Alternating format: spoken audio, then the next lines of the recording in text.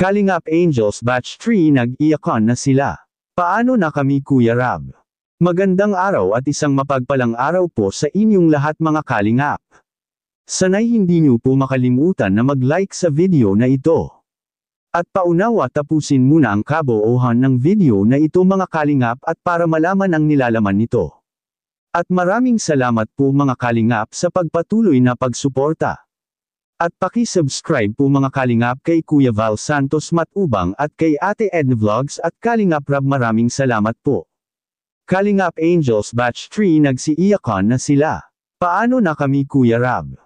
Pero bago yun mga Kalingap ay pag-usapan muna natin ngayon ang mga bagay-bagay na kung saan ang Kalingap Angels Batch 3 talaga ang pinaka-apektado sa pangyayari ngayon mga Kalingap sa pag-post ni Kalingap Rab sa pag-charity. Para sa hindi pa nakakaalam mga Kalingap ay ang pag-charity ni Kalingap Rab araw-araw ay malaking tulong po ito para sa kanyang maraming beneficiary.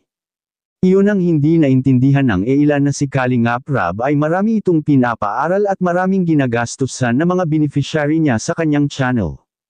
At may mga pinapalabas pa na mga hindi magagandang salita laban kay Kalingap Rab at isa sa naging dahilan na nag-udyok sa kanya na palamigan muna ang charity. Ngunit ang hindi iniisip ng ilan mga Kalingap na ang mga bagong beneficiary ang apektado sa pangyayari na ito.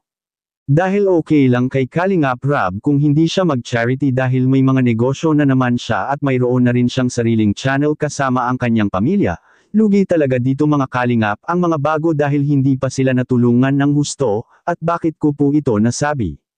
May makikita po tayo mga Kalingap na makapagsabi na kailangan talaga nila ang tulong ni Kalingap Rab at yan ang ating makikita sa video. Ayan po, tapos yun nga po, halos kapag New Year nun po, nagtatanong po, kailan na po kayo kami magkakaroon ng sariling bahay or saan nahirap. Ayun po. Sabi ko, bahala na si Lord. Ayun po, dumating po yung Kalingap. Parang, simula din po bata ako, hindi ko din po naranasan yung mga ganyan, mga paglaro sa mga bata. Parang, sobrang mahiyain ko din po. And lumaki din po kami sa hirap. At ayun po, palipat-lipat po kami ng bahay. Wala po kaming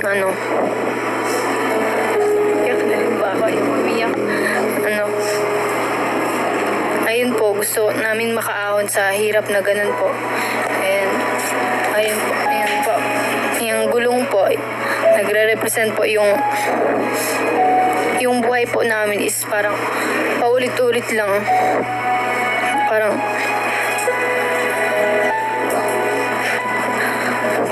po.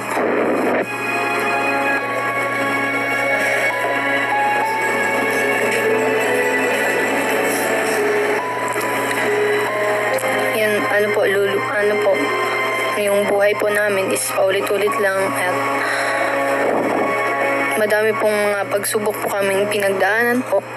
Like, na-scam po kami, tapos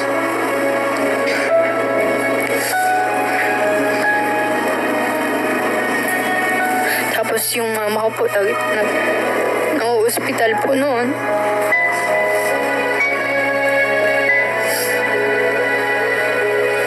Tapos, syempre po, nangangarap akong makaahon sa buhay po, magkaroon po ng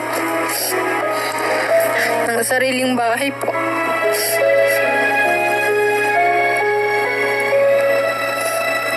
And ayun lang po, ang ginawa po namin is, ito po yung last